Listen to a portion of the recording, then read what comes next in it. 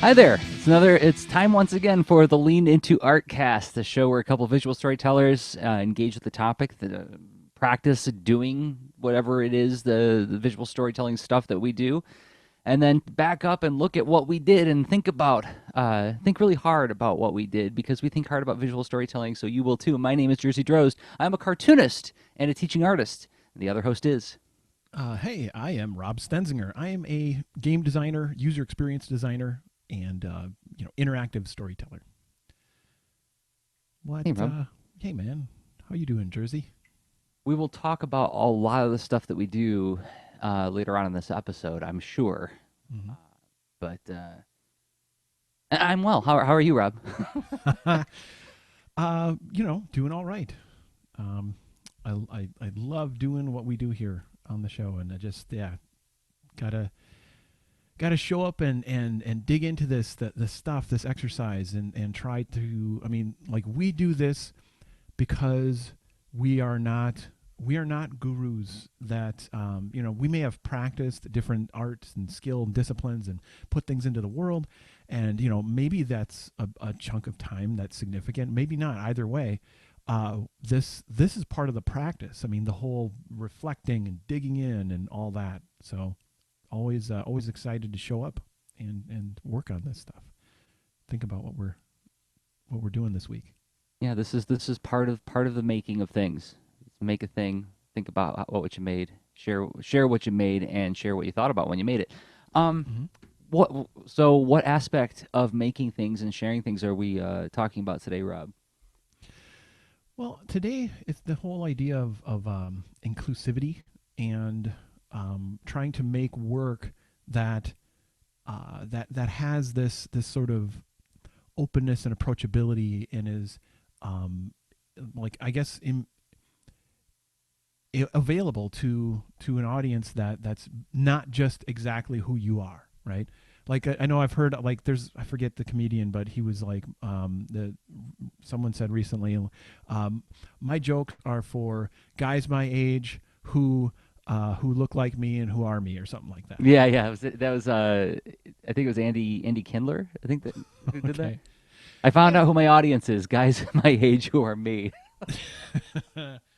Yeah, and I think a lot of folks aren't actually joking. And that's kind of who their audience is, and I want to be, um, I don't want to just sort of not deal with that. I mean, I want to, and have found benefit to try to break out of that bubble of like whatever it is that causes me to only try to reach out to people like me. Hmm. And this is hmm, this is part of that. Trying to find a way to frame this up that is the healthiest way to frame it up for me. Mm. Oh yeah. This is part of that eternal course correcting that one does as culture and society evolve and change, right? So is um, part of it is I don't want to be the guy who wakes up one day going like, "Why are you kids doing that thing?" What's with these Beatles and their haircuts? Um, but the other part of it is that I want my connection to my fellow humans to be resonant and meaningful for me and them, right? Mm. I don't want to be confused. Hmm. And when I Well, I encounter, mean, or if you are confused, maybe there's a way to go through that confusing experience yeah, together yeah, instead of where there's probably a common ground in the feeling that how you're representing it could be more approachable to a and wider there's a group. there's also a really cynical practical aspect to it too that I talk about with my students all the time is that when you encounter somebody that you don't understand and or they make you angry, they make you feel the feelings. My first question is why? Because the more I can understand that person, the more characters I've got for my backpack full of characters when I have to generate stories on the fly, right? Mm. Oh, I once knew this person who did this, and I have at least a hypothesis as to why, if not an actual justification or a reason that came from that person. But at least I'm trying to get inside of the heads of the people that I encounter to better understand them, so that I can. It makes my writing improve, right? And as a software designer, I'm sure you think about this a lot as somebody who has to think about personas. Oh, absolutely. And also different dimensions of how something can be approachable for you make a piece of software, you make a game, you put out a website, what have you, that let's see, it could be usable. So someone possessing the the the traits and abilities that you're assuming, or have your own traits and abilities, are able to comprehend and use what you've provided. That's usable. But then there's an accessible aspect too, like that are people who maybe have different abilities than you have. Maybe they have blindness, hearing issues, cognitive issues, what have you, and you can be aware of that and inform your design to try to help them accomplish the same things that other audience can accomplish with what you're making. So But then with there's that, also like learnable too, right? So maybe what you're providing has a lot. It is a skill, like to use it, right? Like some games, it's like they're actually fun because they're hard. So how do you make that difficulty able to be developed or grown? so I think To we framed up the topic and the why, like really kind of like gave a preview to the 10,000 feet up section, and like talking about the why we think about this stuff really hard. You want to mhm. just start modeling it and thinking really hard about, or really like practicing this really hard for a second? Totally, I think yeah, time to go 10,000 feet up Or we're on the ground? or on the ground, whatever. Yeah, Whichever. we are in.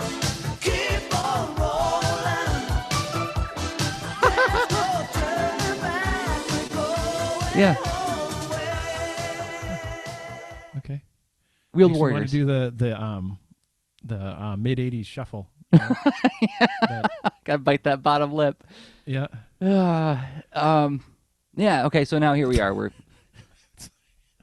No idea where that song came from. that's from Wheeled Warriors. It was the closing music It's to Wheeled. Wheeled Warriors, a closing music. Yeah, okay.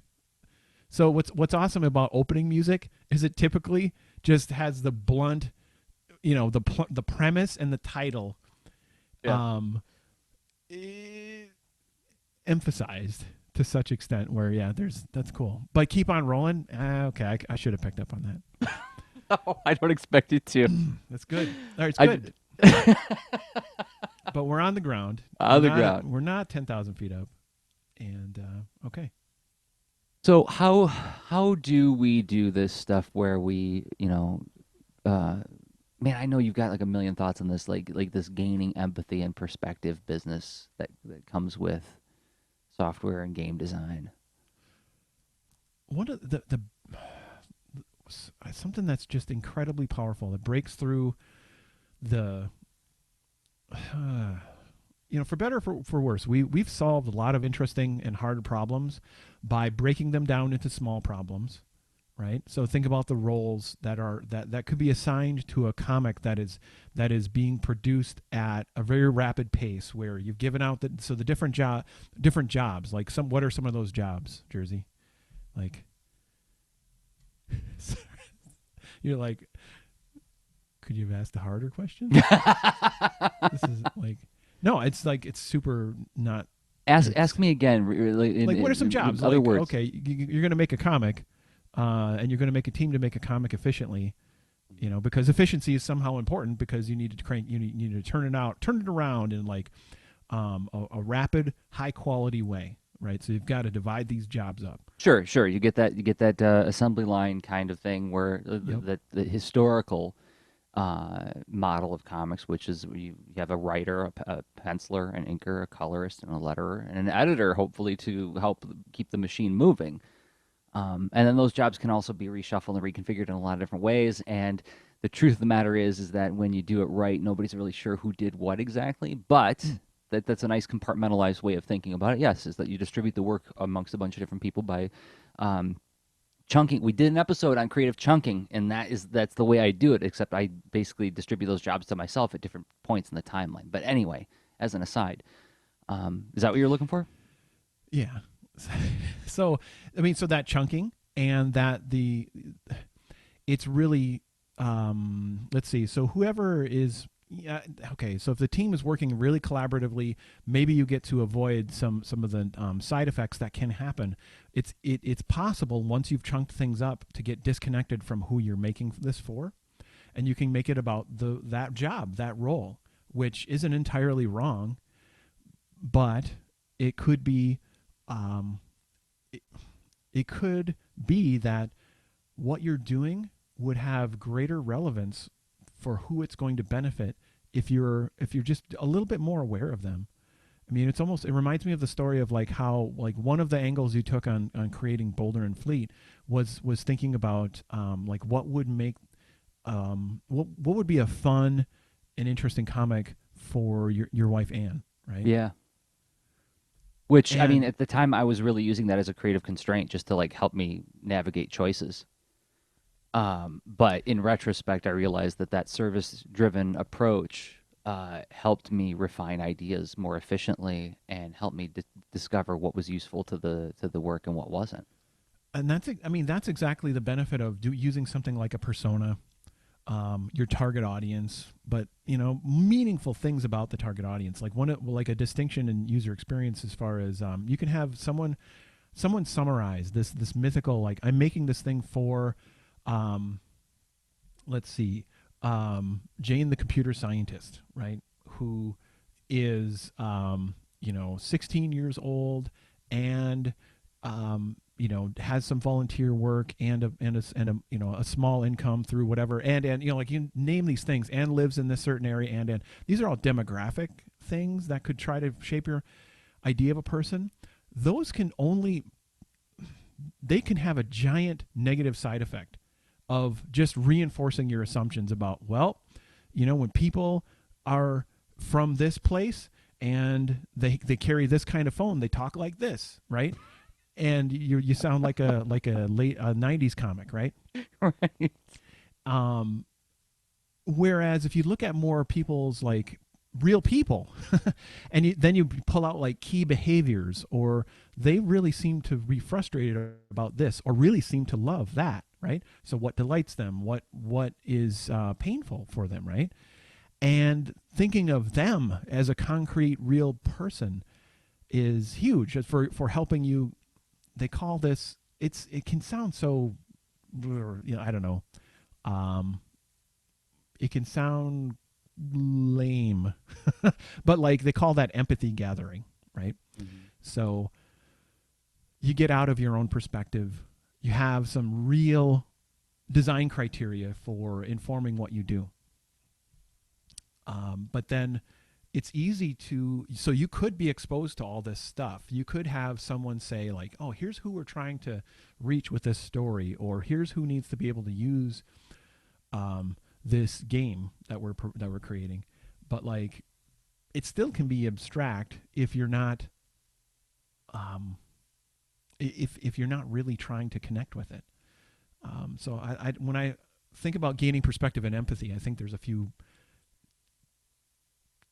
pieces in there. So, you want to talk about listening? Yes. Because I think that this is part of what you're talking about, right? This is like the actual, and boy, oh boy, can you pick a more vague and difficult to pin down word than that? But it has a precision with a little bit of context. Listening. Well, everybody listens. Everybody who hears or watches is paying any kind of attention, is doing some form of listening, right? But check this out. It's funny that you picked this topic this week because I got my ETP right here, my emergent task planner for those who are new to the show, which I is love a that. date planner thing. davidsay.com, SEAH. Love it. I live by my ETP. It never leaves my side. Put on my sort of my catch-all for the week page, I put meditate this week. Rushed inattentive meeting with insert name here, for purposes of privacy, and insert name here at this other location. Prove that I'm not retaining focus. Need to recenter. I had two meetings last week where uh, there was a clear agenda to the meeting. It was about A2CAF stuff. So we knew why we were there and we knew what we had to accomplish. So the meetings were very brief and for the most part very efficient. But still, I showed up with this whole, all right, let's get down to business. And there was no how do you do, there was no pleasantries, which, some people may be put off by that, some people maybe not. Some people maybe even like it, like, oh wow, how efficient this guy is. But here's where I went wrong. I said, these are the things that we need to get done. These are the things that I'm hoping that we can do. These are some things I'm hoping you can do. What do you think about that? Any questions, comments, anything? Okay, no? All right, let's keep going. And at no time did I look them in the eye and go, what would you like to do? you know, and then shut up for 5 seconds, right? Because I was so worried about hitting those agenda points. And I mean, to be fair to myself, I was really worried about not wasting their time, right? I wanted to honor that they were taking time out of their day to meet with me, so I wanted to get through the meeting fast. But jeepers, would have been so hard for me to stop, look them in the eye, and say, "What would you like to do? Is there anything that I want to hear what your take is on what you want to contribute to this thing?" And then stop and listen to it for a second before I start rolling out what I think we need to do, because I don't know. I might have missed out on something really cool because I didn't stop and listen. That's, oh gosh.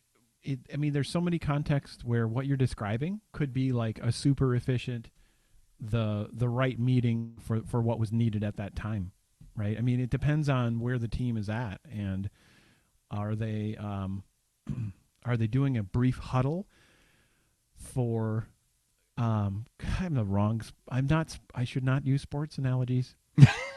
um okay. Right? Let me decouple from the sports analogy. Okay? Please. So are they in the midst of some action and doing a brief pause to synchronize and say, same page, everybody? Same page. And then they go forward for the thing, right?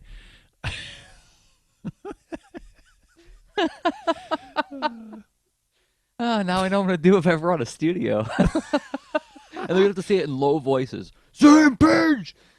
This is what we're here for! Stomp your feet. Same page. Same page. Right. All right. Nice. All right. Are we ready to continue the podcast? Same page. All right. Right. All right. As opposed to what? As opposed to what other kind of check-in? Okay. So if I show up and some people are shouting same page, and I'm like, what page?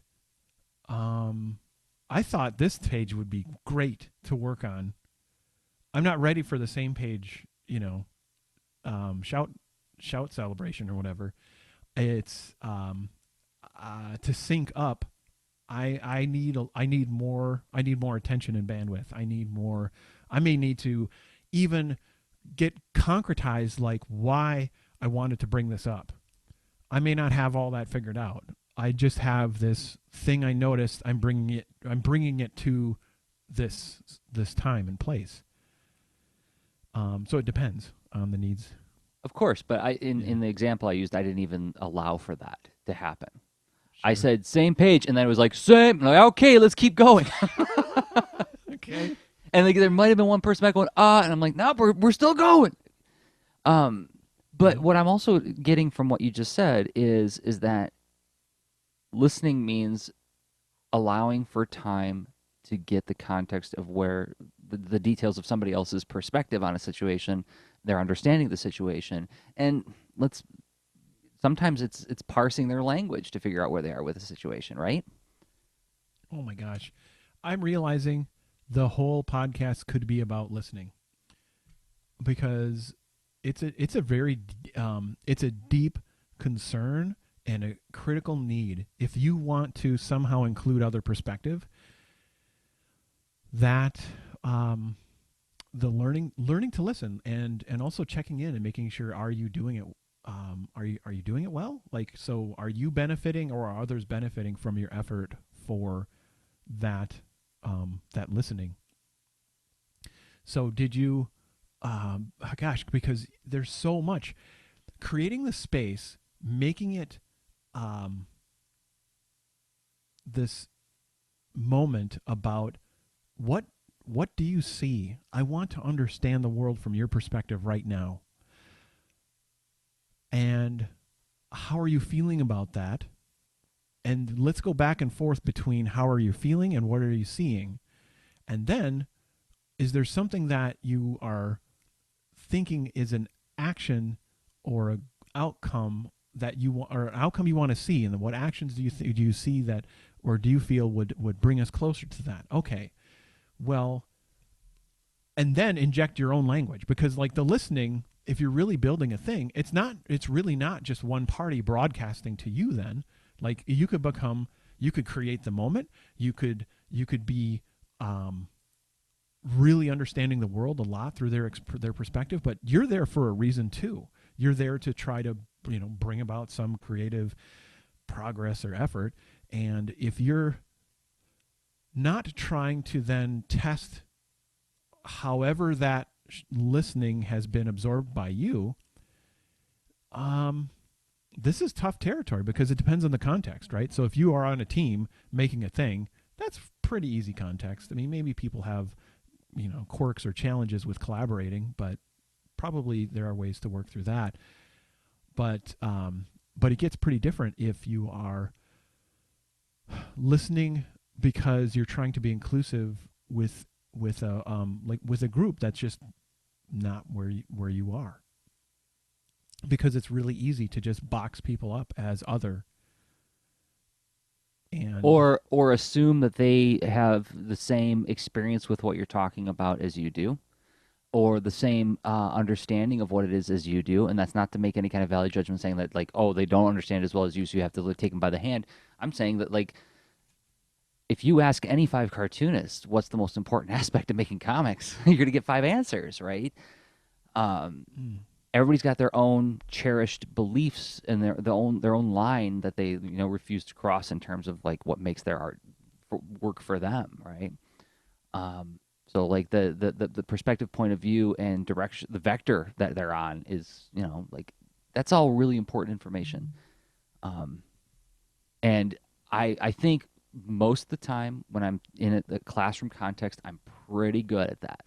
But there are always instances where I drop the ball, and as I walk away, I was like, oh my gosh, I just went through an entire half hour with somebody where I did not listen to them at all, you know.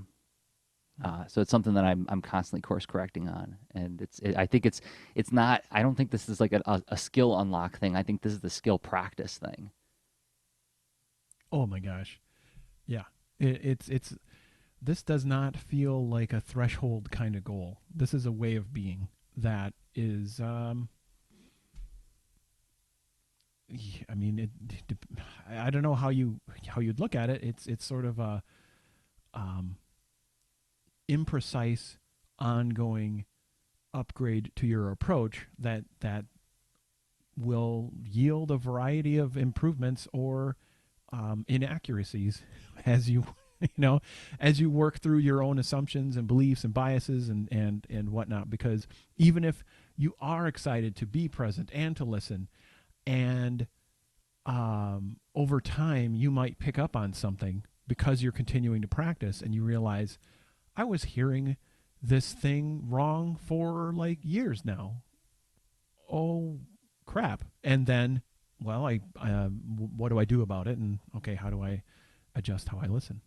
Briefly, I'm wondering if you could talk about this from the work you've done as a UI UX designer, software designer.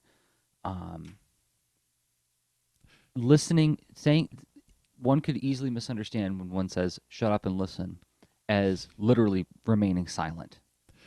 But Yeah, when it uh, comes to my classrooms, that is not what I'm doing. I'm doing a lot of talking, but that talking is prompting, right? That talking is asking how questions, asking complex questions, not leading questions necessarily, but really trying to understand what the kids are reacting to, and then helping them refine their answer by me repeating back to them my understanding so far in my own words. So are you saying like this?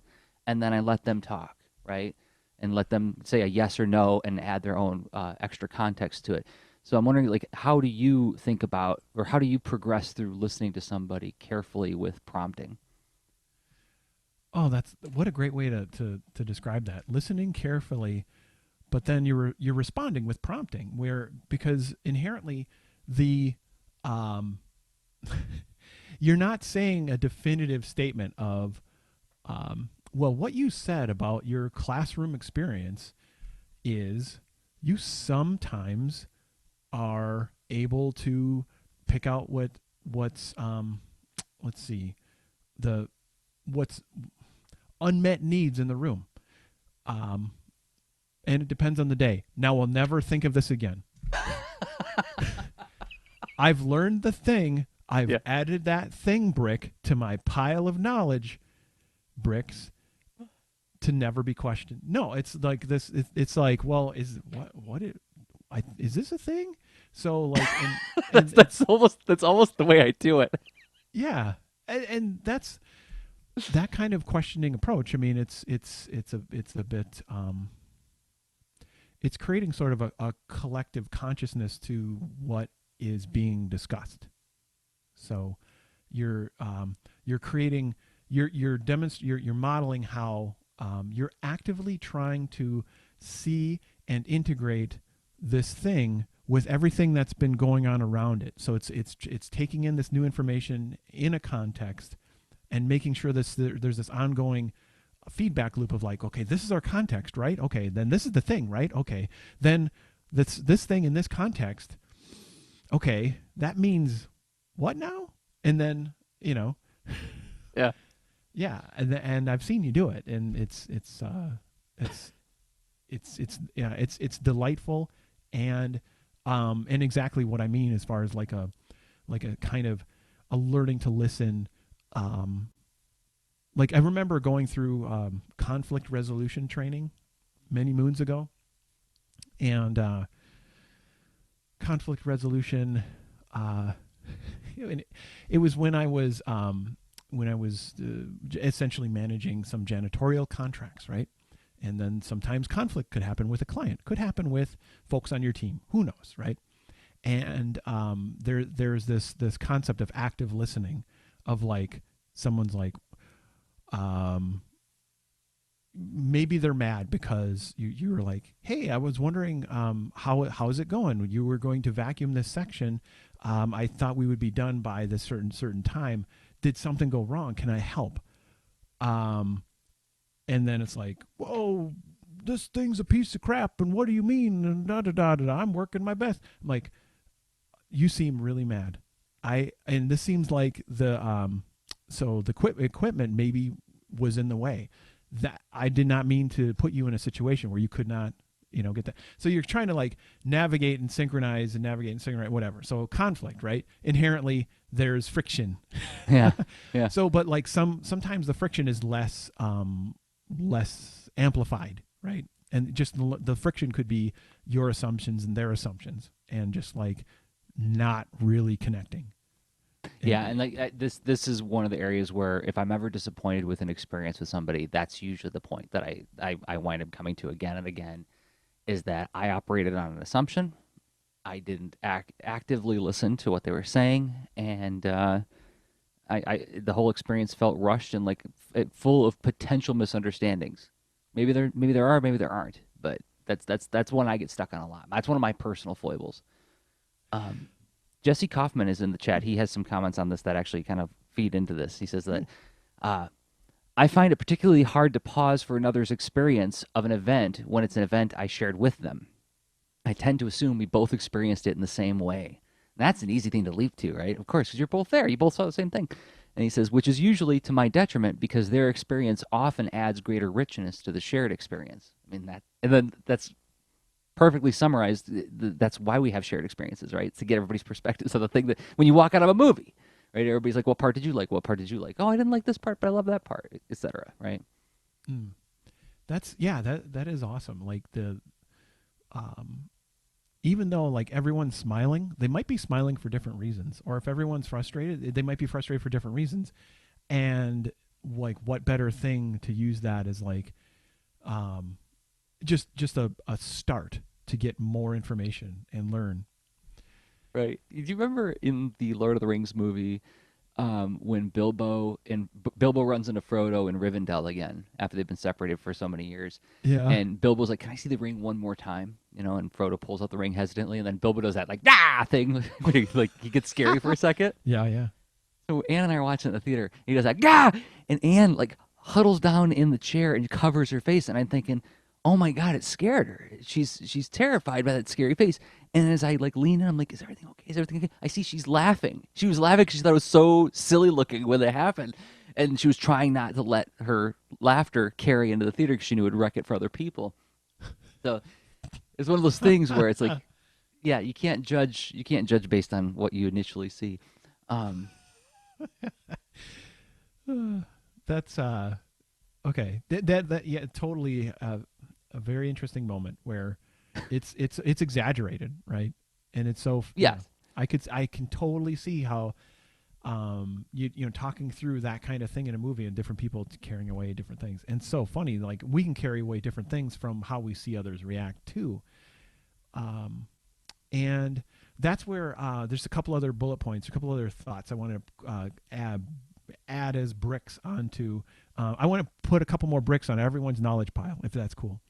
Um, so you're learning to listen. That's a brick. But then there's the hey, wait a minute. There's situations, especially if you're looking for them, of like you want to notice if you really want to see when you're reacting to something, someone else is reacting to it, and you're willing to try to see what that's about, investigate. So you have to notice a moment of, wait a minute, I think what you just said sounds like, okay, is this something that you learned from a previous project? And like, why do you think that fits in our current situation? Like, let's explore that a bit. And so you have to notice the moment to even like start building this deeper awareness, right? And so not just notice the moment, but find a way to include it and bring it in, as opposed to, because you could notice a moment and say, ha, you're no, you you could totally exclude stuff right there. right, Um, it's easy to misuse the noticing the moment thing. right. Um, but then I think we have the whole like our own assumptions. If you're just willing to hold it, like holding your breath for a little bit, like practicing holding your breath isn't, I don't know, it's like I'm not particularly good at, but it's kind of fun. Like whenever it comes up, I'm like, okay, all right, I'm gonna try. Right, sounds fun. And that kind of hold, pause, create some space, see what's going to happen next. Don't jump to conclusions. Is a helpful, inclusive, uh, capacity building thing.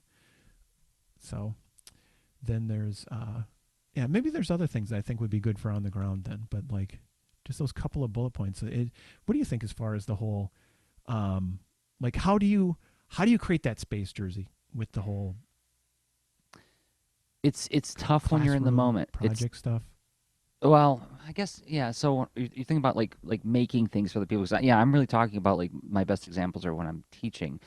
But Well, teaching or like working on one of your big events or whatever, you know, like oh yeah, yeah, like working there's on A2CAF lots and of moments. designing the programming schedule for it and thinking about like where the artist would go in the artist alley to think about like what the flow of the room is going to be and what's going to be comfortable for the guests, what's going to be comfortable for the um, people who are showing up, the what do we say, the participants. Mm. Um, I think about, gosh, what do I want to, how do I want to put that? Noticing moments. I can think of a lot of anti-lesson moments that I personally experienced that add up to not that again, right? Like, so Okay, so A2CAF. the moments don't have to be right then and there. Oh You no, they could almost never are. you could follow up The, later. yeah, yeah. I was just talking about this today. As a matter of fact, in the prep for this episode, I was with my 14-year-old intern, and I was asking her about this topic, and saying like, what do these words mean to you? And then I let her just go, and I captured a lot of ideas, which maybe we can talk about in the second set of bullet points if we want to put that into the second part of the show today. Um, but where was I going with this? Oh, No, yeah. she eventually kind of like ran out of steam, and she was like, it's really I need to think about this longer. I'm like, yeah, that's the funny thing is like people think that like you can just process this stuff on the fly, but a lot of times these ideas need to sit and stew and gel and turn into something else much later. And usually when I'm noticing a moment, the if I were to characterize what it looks like for me, it's more like or or oh, but There's no words. It's more of like it's like an emotional reaction to a thing. And then like the next couple weeks that scene plays again and again and again in my brain until I start to be able to put some words to it. And after I put the words to it, whether it was a positive thing or a negative thing, then I can start formulating some kind of ideas to react to it. So like the noticing the moments is more like me sitting around with like a giant garbage bag of moments, scooping things into it. And that's a moment I got to hang on to. Maybe 3 weeks from now, I'll know what to do with it. You know.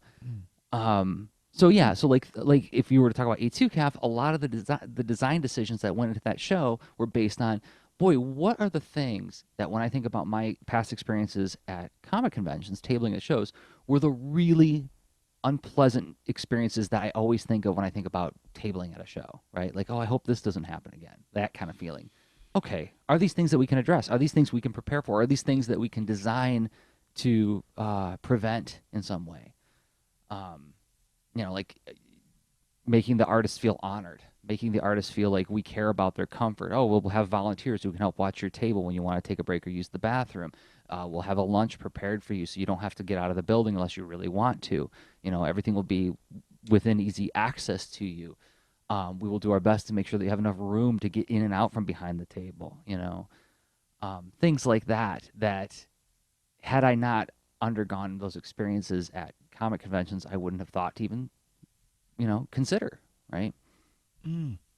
It's honestly taking a moment to high five, thumbs up, hug, A2 calf, kids read comics before it, all that.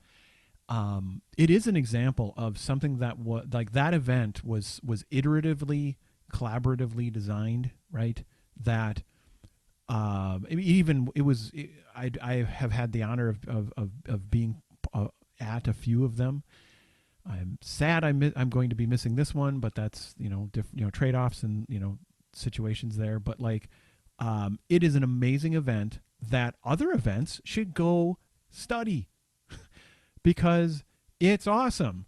And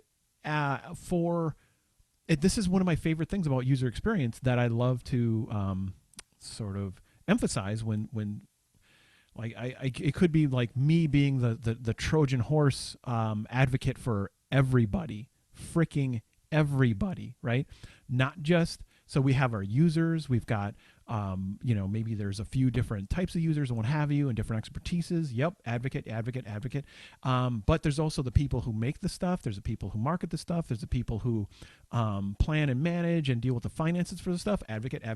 You know what I mean? Like, it doesn't stop. It's every direction. And so like that is such a holistically awesome event that is good, that the experience of everybody helps everybody individually helps everybody collectively. So that's an example of some great design and clearly applying the kind of things that we're talking about.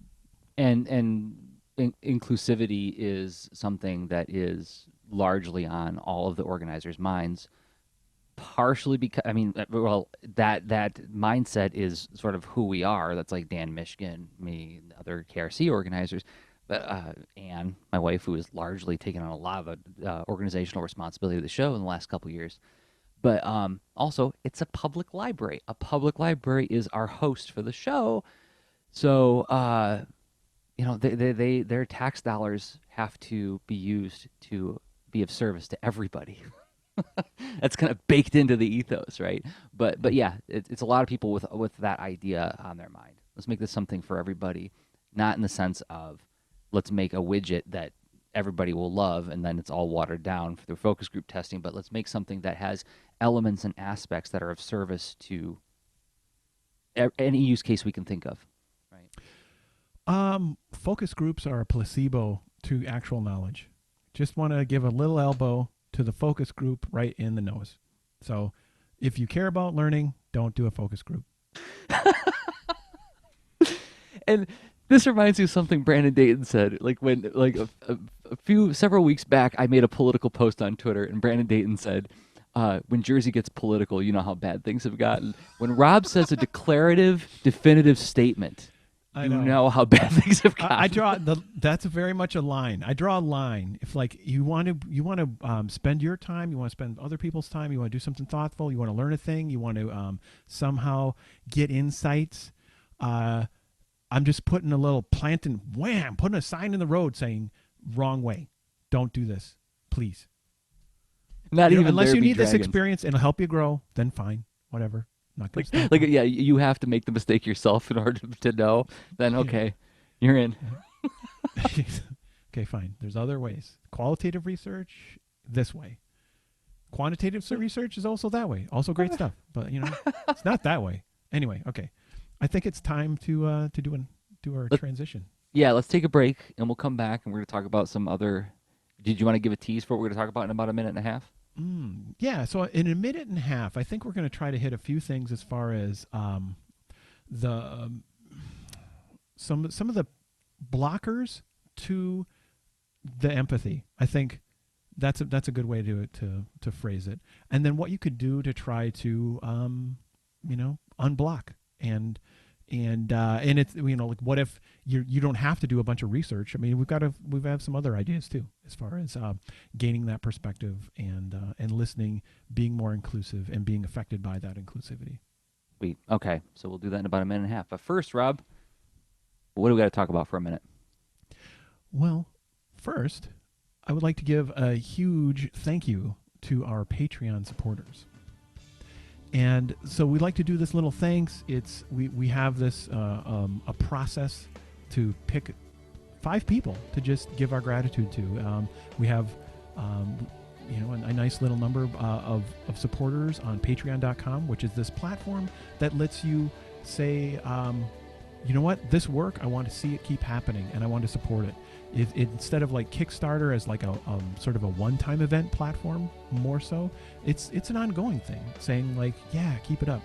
So yeah, patreon.com/leanintoart. And we've had 5 people we want to thank that have already joined this process and are to get benefit from behind the scenes things, which I'll mention in a second. So we first off, thank you India, which is Old Swifty on Twitter. Thank you Djusan, Djusan on Twitter, and thank you Mike White, who is Feel Follies on Instagram, and thank you Olivia Burton, who is at Olivia Burton on Twitter. And of course, thank you Kim Holm, who is Den Unger Holm. And you'll have to hit the show notes probably if you're in the U.S. to know how to spell that. But thank you, Kim. And thanks to all of our Patreon supporters. It means the world to us. It gives us signal and high five and reinforcement that this is of value to you. And of course, we'll randomly give 5 more shout outs every month, and you can be part of that as well.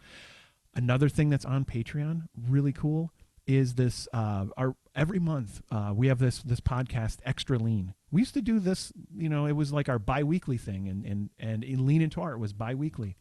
And but you know what? Extra Lean has a different job now that Lean Into Art is weekly once again.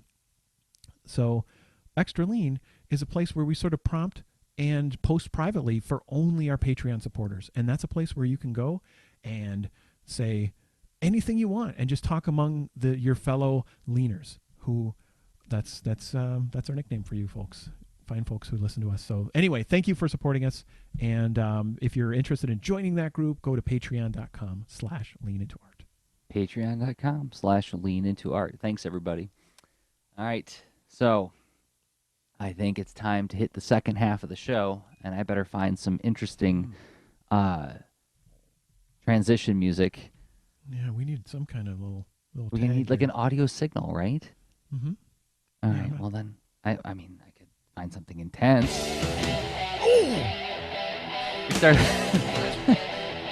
Speaking of the '80s, although perhaps a little bit more timeless than the Jason the Wheeled Warriors theme, but Iron Maiden's career has had multiple decades of success, and I don't think Jason the Wheeled Warriors has seen as much longevity. But that sadly doesn't no. invalidate the beauty of that creative work. Tastefully done. Inclusive. It, If you want to talk more about Jason the Wheeled Warriors, meet me at A2 Cap, everybody. I'm happy to talk extensively about it. Um, Virtually any other action adventure cartoon from the 1980s. But we have It is other an things to talk amazing about right now. superpower you have. So be careful what you ask for, because you know you're going to be like firing up on all engines forever as people ask you about 80s cartoons. Which, please video that. All right. All right. So, what do you want to talk about now, Rob? Okay.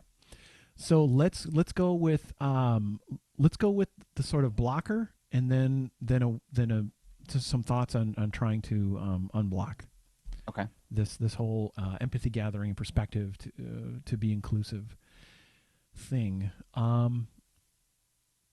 So when we think of the opposite of what we're advocating for, when we think of how sometimes being so to learn, I believe it implies adapting. It implies change. It implies that something you might really, really somehow enjoy or feel fits your sort of self image, part of your worldview. It's there's a signal where it should evolve, and then if you resist that, um, we've seen lots of behavior out in the social networks, right? Things like Gamergate, things like uh, Fake geek girls. oh, Yeah. different. I don't know what to call them, but because they're sort of like storms of social. Um, I don't know what to call them, but because they could be less a natural force that is, and more of a human force, right? Where Right. Right. if Yeah. it's a natural force where it feels like there's a lot of people acting on instinct that honestly every single one of us has, because the human experience is universal to humans, all of us. We all we're a species that evolved originally in Africa when there was Pangea and the world, like we went to different areas of the earth because we love to explore and find our place and all that stuff. The human story has been going on so dang long. It's been going on long enough where it got disconnected, and there are to beautiful result and to not so beautiful and ugly result, where we sometimes see that disconnect and have look at it with wonder, and sometimes we look at it with derision and disrespect and willful abusive choices, Right. and that's toxic. So this is the opposite of the empathy. This is the opposite of um, finding those building blocks and linking them between perspectives to see what ideas can reach one another, even though we sort of we come from different cultures and different backgrounds. And instead of finding that, we take a little more habit, familiarity, comfort to not try to bridge, and that can create a space of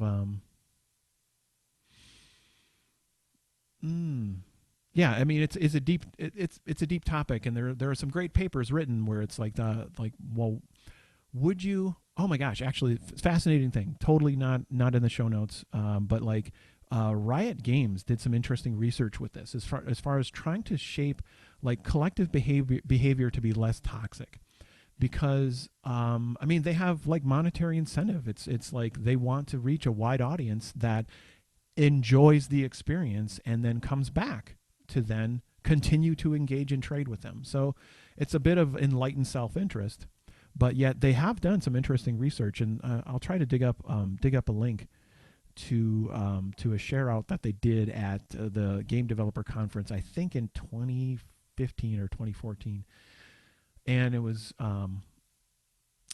about their game League of Legends, and how they shaped the whole um,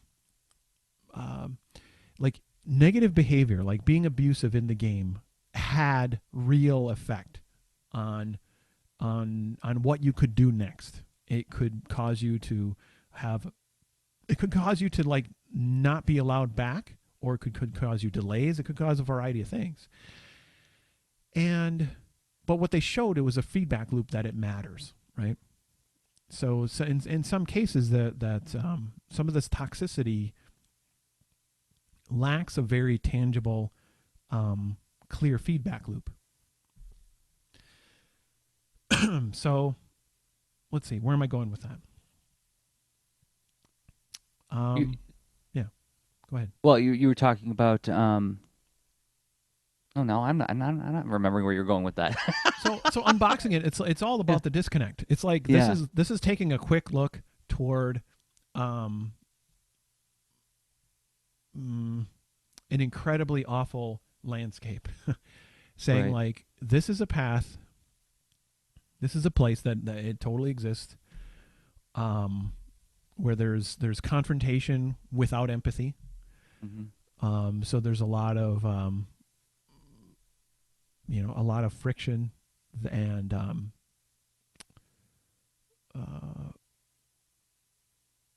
somehow expression without care. Like so, like what we were describing involved like inherently there's an ingredient of caring about who you're trying to reach, Hmm. but yet, There's also, I think, yeah. in that too is, um, at least in the examples I can immediately think of, there's operating out of a sense of abundance and operating out of a feeling of scarcity. One of the most vibrant examples I can think of in my own little pools of comics culture that I interact with is I was listening. This is about like 10 years ago. Yeah, it was about 10 years ago, maybe a little bit more. Hmm. I was listening to a podcast where it was a comics podcast where it was a bunch of guys who just it was like five dudes talking about comics that came out week to week, and it was mostly focused on like superhero comics, the Wednesday comic store crowd kind of discussions. Um, and at one point, I forget if it was Marvel or DC, but one of them was doing a new line of books aimed at children. I think it was actually Marvel. It was the Marvel Adventures Oh, series. right. Okay. And now knowing what you know about me, I was pretty excited about this. I'm like, oh, cool. They're finally making comics. They're going to start aiming comics at kids. Boy, I sure hope they can get kids to go to comic stores to find these books. But yeah, great, awesome thing. And surprising to me, this argument erupted on the show. And it started out being very dismissive and angry at first, where it's like, we don't need these. Don't make these. I like my comics growing up with me. I want the comics to continue to get more sophisticated and more complex as I age and I interact with it. I want it to stay for me. It was very unironic. It was not. There was no like self awareness about this. And as people argue, but this will get new readers, and they're like, but don't take this away from me. Like they started raising their voice and shouting at each other and like getting very angry. Don't take this away from me. And somebody said, they're not taking anything away. They're just adding something else. You'll still have your thing. Like, no, this is a threat to my thing, you know? And the sense of defensiveness, from what I could hear, came from this almost irrational terror that this thing that they love, and it's wonderful that they love something so much, but to offer any kind of new ingredient to the mix felt like a threat to a status quo, that like I've been honored in this way by this thing. If it changes, I'm no longer honored that way. You're taking it away from me, right? Yeah. Uh, you When I think about the difference between that attitude and the attitude of like, how can I help? How can I reach people? How can I make something that is designed to be of use to people? Um, that's operating out of a sense of abundance, right? That's yeah. I mean, inherently, if we're being threatened, if we feel we're being threatened, um, we may find a different set of choices more natural and appropriate, right? And the funny thing is that threat shows up or fear shows up in contexts that it doesn't really even make sense. Um, where it's so I do think like some of this stuff can emerge. It totally emerges out of love and attachment, and seeing this, whatever. I have to disclaim, not a psychologist. All Yeah, that neither of us are totally. psychologists. But like this, being attached to an idea and feeling like this is a um, this idea is so representative of my identity. But now there's a thing that clearly is meant to relate to my thing that doesn't represent all of my concerns as far as why I relate to the thing. Therefore, now it's a threat of some sort, and somehow it feels appropriate to behave as if threatened. And I am not providing any kind of justification regarding people's choices and behavior when they are poisonous and abusive to people. In That's horrid, Yeah. horrid, emphatically. Come at me, but like, Underlined 6 times. Yeah. yeah. So, but like, but where does it come from, right? But like approaching that with a curious mind and trying to understand, like systemically, what what do we do about that?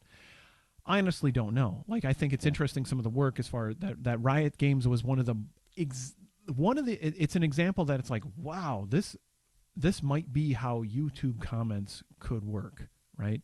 Better, or for like some space where that kind of um you know anonymously abusive stuff happens.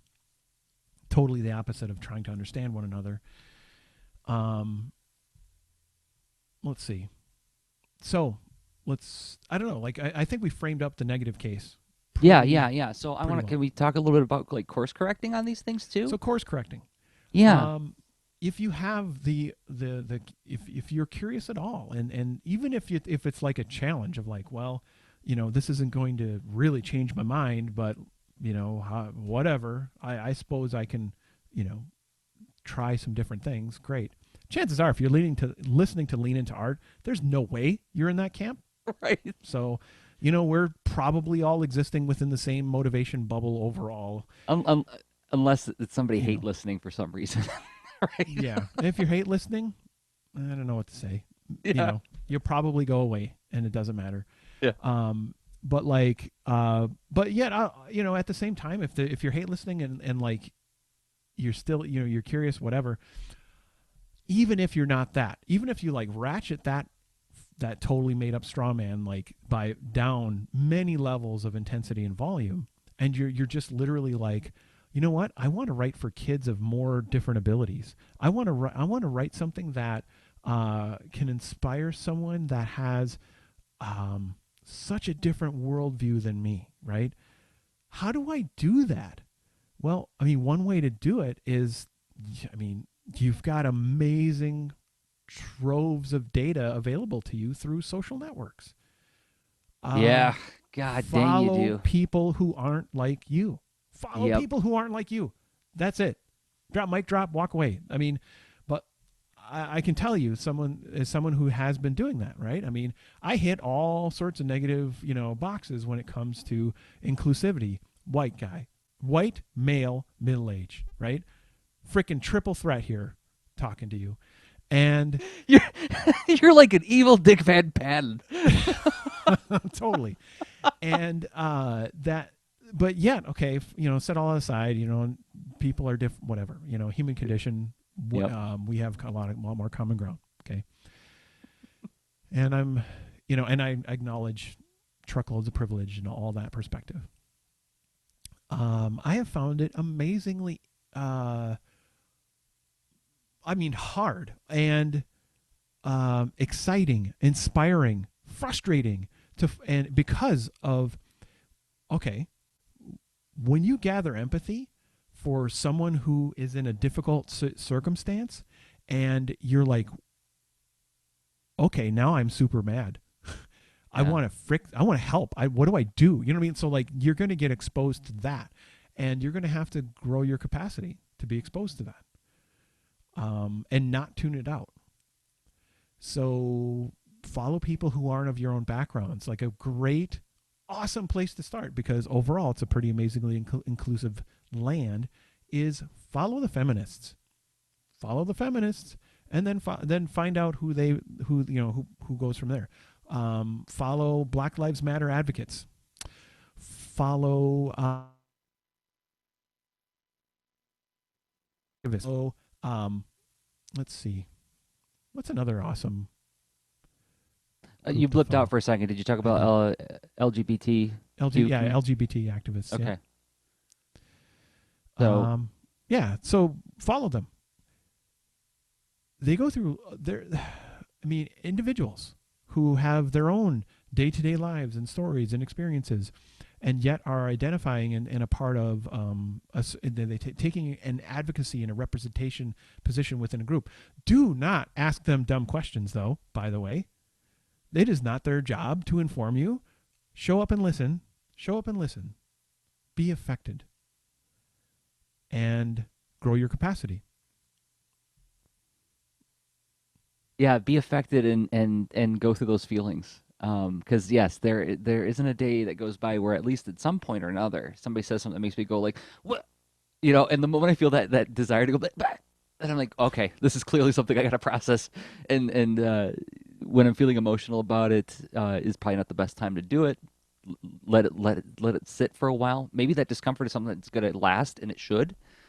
Um, Shadowing Tronics is in the chat. Brings up something actually kind of related to this in terms of Mm. course correcting. He brought up Nintendo had to fix a game animation for Mario Kart this week because they didn't know it was a bad gesture in Europe. So they actually had to like change the game based on. Did you hear about this, Rob? I did not. No, I'll have to research this. Okay. So when that happens, like so for instance, like I think this is a good example. Like you find out, like you're in mixed company, you say something that everybody's like, "Ooh, that's as they say problematic," or that's something else. That's something that's like, think about what you're saying there.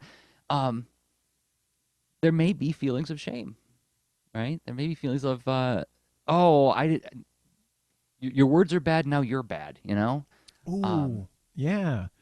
The the fixed mindset. Um, yeah. yeah, fixed mindset shows up, Yep. and it's like your whole mm, the the the sort of fire hose with which you're learning and whatnot, or your information's flowing through. But yeah, fixed mindset just shuts off the spigot. It's like, nah, done, stop.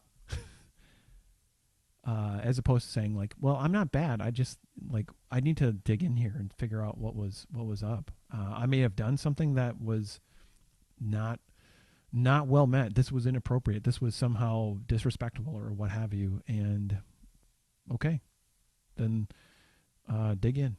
And I've noticed that there are experiences that I've had where I've said something where it reveals like, oh, hello, I just revealed a whole world of upbringing and assumptions from a different time that are no longer valid or relevant, or at the very least incongruent with where things are going. And it comes out of my mouth, and I'll even be surprised by it. I'm like, whoa, did I just really say that? And like Anne will look at me, she's like, did you just really say that? I'm like, I just did, and I feel really gross about it right now. That was in there, right? That was baked into this head, and that's something I got to be a lot more thoughtful about Mm. as I engage with the future. Little things like pronoun use, right? Is not a little thing. It's actually a big thing. Well, right, okay, yes, thank you for And that also correction. because it sounds. No, I'm not trying to tone police you on that. I'm saying that it's like it turns out like our language, the Yeah, English language, stinks yeah, it does. traditionally at like respecting any kind of nuance about sex or gender, right? Yep. And that's an awesome example. Super glad you brought it up. So yeah, pronouns. I shouldn't say little thing. I should mean like the moment you think about it with any kind of attention, you're like, it's a simple thing to pay attention to, and it was a simple It thing to is, and overlook. no, you were not making the concept. Uh, whatever. I did not mean to somehow say like, and my biased co-host. Oh boy, you no, know, but no, but see, that's what I'm saying. no, Like it part of it is being able to course correct in a way that is. I feel like that was actually a modeling exercise where it's like I got caught on it, and rather than turn it into this whole value judgment of, well, now everything I say is disqualified from here on out, it's more like, you're right, that wasn't precise language. Let me try to be more precise in what I'm trying to say here, right? Well, and like so different generations learn from other generations, or typically like as you're growing up, you're not taught by people like in the role of like a teacher for grammar that is your age, right? We would probably speak pretty interestingly if that were the case, because I mean, there's some good, I mean, general constructs that are helpful, but little biases wedged in there that that pile of knowledge bricks that they're handing you is glued together with different beliefs and assumptions that may not stand the test of time. Things like um, teachers emphasizing how like be specific about gender. Never don't use they. Turns out now in today's context, they is actually the most conclusive, widely available, known, understood option, right? Yep. Use the heck out of they. Yep. And if it really bothers you that much, then just refer to everybody by their proper name. Throw There out you go. pronouns altogether if you can't use they. Yep. Um, but yeah, And yeah, okay, so do we want to start pronouns. getting towards? This is such a Yeah, huge topic. This is it something is a big topic, totally. Like I'm glad that we unbox. We were like, okay, let's visit this. We're gonna have to come back to it. we are Yeah. we got to. Well, I mean, and this is where we can count on the leaners to say like, but what about, or can you like elaborate on this part, right? Oh my gosh, those of you listening to this, you have such power and ability to influence. Where ask ask us a question, throw a curveball, and that'll become new episodes. So Exactly. would love to hear that. So do we want to get the final thought in a second then? Yes. Okay. And we got some more people to thank for making the show possible, and maybe we can think of some final thoughts, like, and we could pick from the treasure chest of difficult to navigate ideas for our final thought for this episode. But oh, Vanillion is in the chat and giving some. Okay, maybe that can be part of our final thought basket. Uh, hey, Vanillion, good to see you again. But before we get to final thoughts, we got to thank a couple more people, and those people make things, and those people are us. So I mentioned at the top of this episode that I make comics. I'm a cartoonist and a teaching artist, which is to say a person who makes comic books and teaches other people how to make comic books. And one of the comic books I'd like you to read right now, if you haven't already, is boulderandfleet.com. And I'm highlighting right now an older story that I did called Fish Don't Have Teeth. I know some fish have teeth, but the fish in this story don't have teeth. That's like when I go to conventions, that's people's favorite thing to point at. And they go, something. I'm like, yes. So I changed the cover to say some fish don't have teeth when I do the print edition. But what is it? It's a story about these two pro wrestling fish, the Fishman Warriors, and it's Fleet's job, this little bird, before she became an adventurer for hire, she was a wrestling manager. And these are her two fish wrestlers tag team, the Fishman Warriors. That's at boulderandfleet.com. It's also posted on Instagram and Twitter natively, all over the place. And there's even a Patreon if you really enjoy it. You can, check out behind the scenes stuff at patreon.com/Jersey. Rob, you make a game. I do. And it's the game I want to talk about is called This Panda Needs You.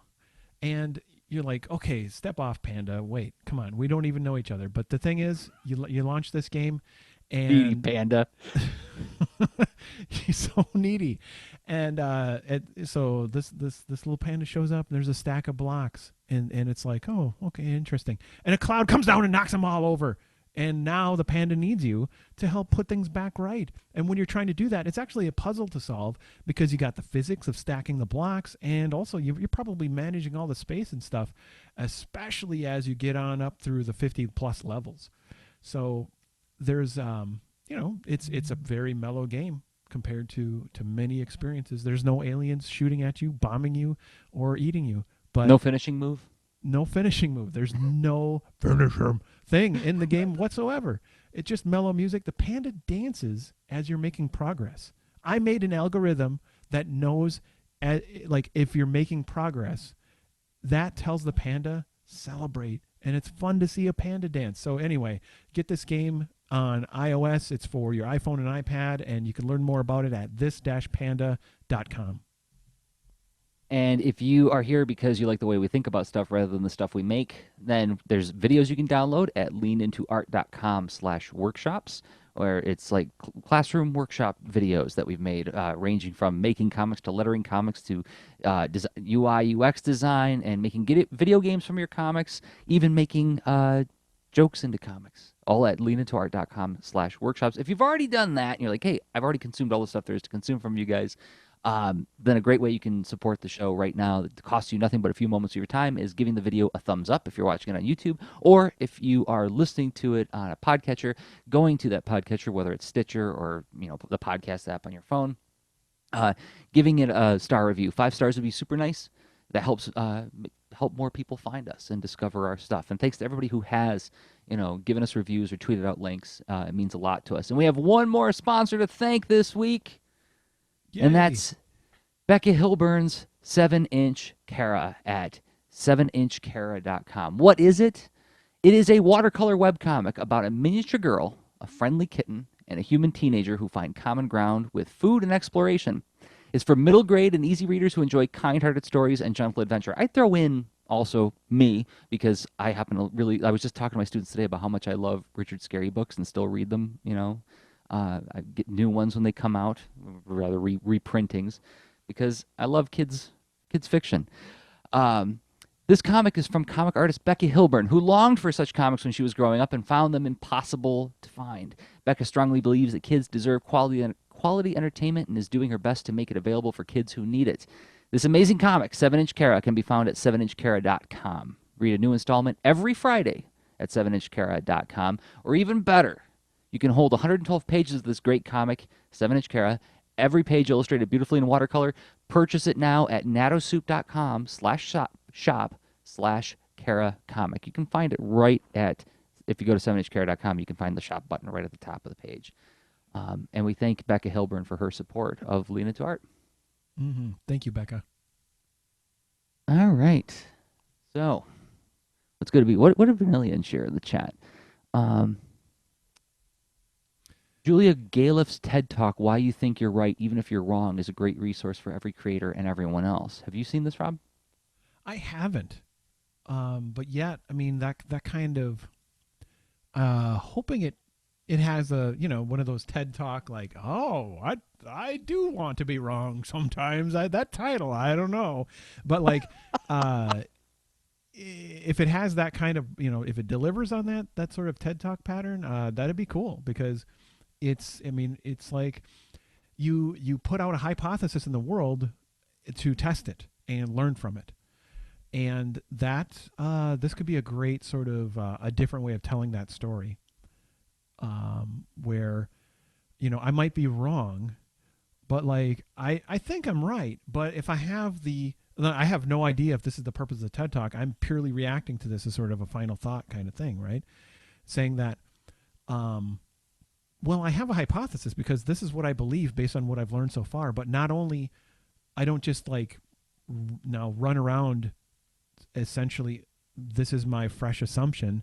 I'm building some mechanism with which to test it and to see if it holds up under new information and scrutiny, right? So that could be doing a usability test as a user UX designer. That could be looking at the adoption of something you made, like, oh, okay, more and more people are using this and spreading word about it, or the people that do buy my app, they are opening it and using it. Awesome. That kind of thing. Or like, well, wait a minute, this isn't happening, and now what? That whole this isn't panning out is critical. Like, you have to be able to notice if you're wrong.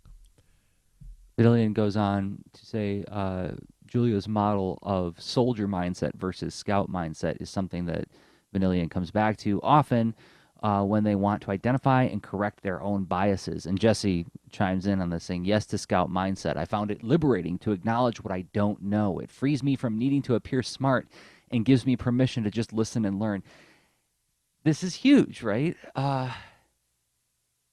There's there's a lot of cultural narrative about quote unquote being the smartest person in the room, right?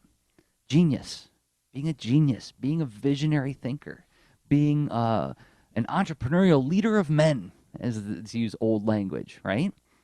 Oh boy. And that that person has a reality distortion field. What a D&D power that is. And it's all a part of that whole, the mythology surrounding how to be successful, right? There's we love to look at that stuff and reverse engineer it, oversimplify, and sometimes purposefully not pay attention to negative aspects of it. Yeah.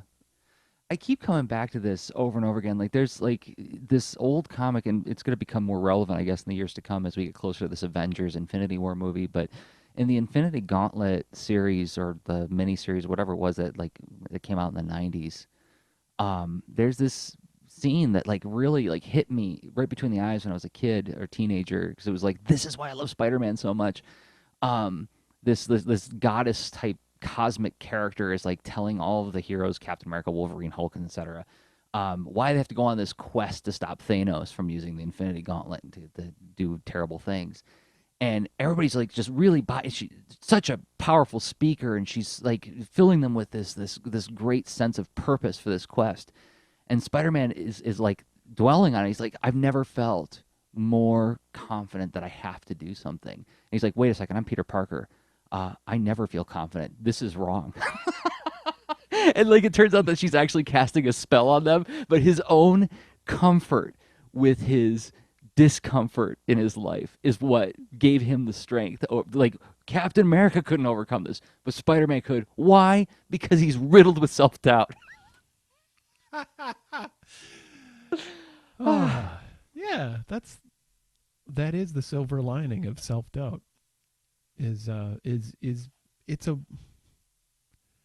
it can be a superpower to honestly. It's funny, and I'm totally twisting what you said, but like in a way, if everyone in the room is talking about, well, we don't have to do this for that audience, and you're the one wondering, like, how can you possibly not?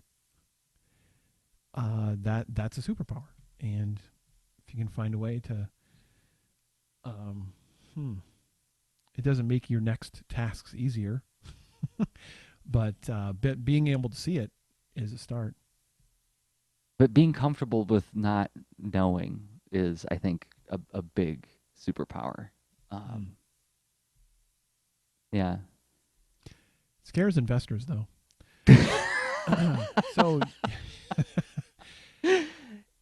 And that is such a cute idea. I think it's adorable to think that people can protect themselves from the future.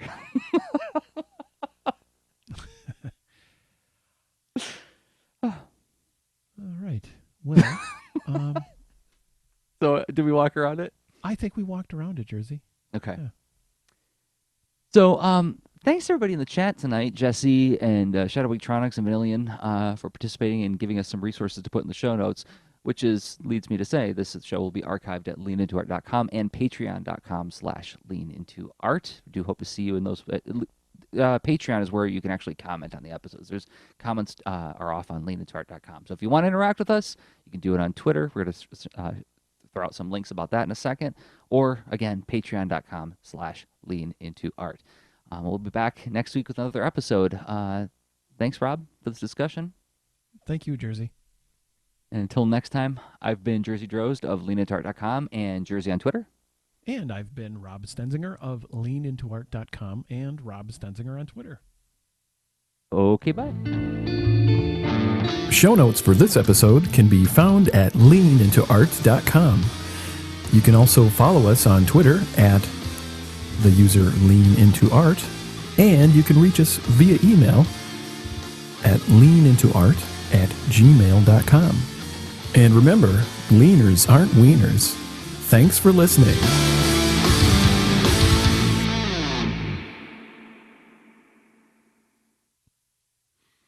Okay, I'm going to shut off the stream now. Thanks, everybody. Yeah, thank you.